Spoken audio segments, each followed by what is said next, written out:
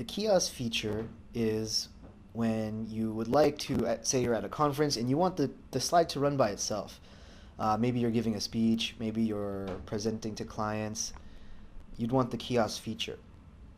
So here we click the after button on the top right and we set the different timings for each slide. So if maybe you want the fade to come after 10 seconds. So that means when the slide comes up, after 10 seconds of that slide being up, it will switch to the next slide. If you hit apply to all just like before, it will apply to all the slides.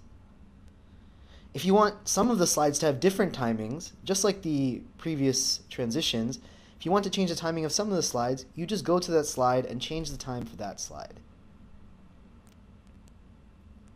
So I changed one to 5 seconds, one to 7 seconds, this last slide to 5 seconds, and the rest of them will still remain at 10 seconds. Depends. You would definitely want your intro slide to not be as long as your content slides, which people do need to read. Then you go to Slideshow, Set Up Slideshow, and click on Browse at Kiosk. And make sure the monitor is automatic and hit OK. Now when you go to the Preview button, you'll see that for 5 seconds, this slide will be up and then it transitions. And this one will be for 7 seconds, and it will transition. And then this one will be for 10 seconds.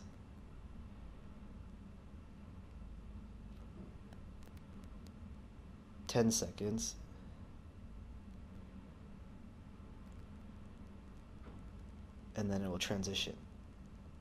So each slide will transition based on the timing it's set. And that is the important part, is that you set the right times for each slide based on how long you want that person to look at that content.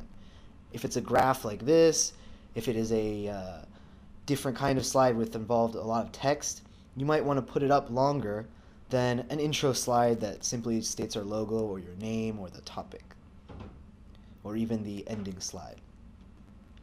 And then at the end, you go to save, and if you would like, you can type kiosk presentation. And that way you have your PowerPoint set for your next conference or show or even business meeting.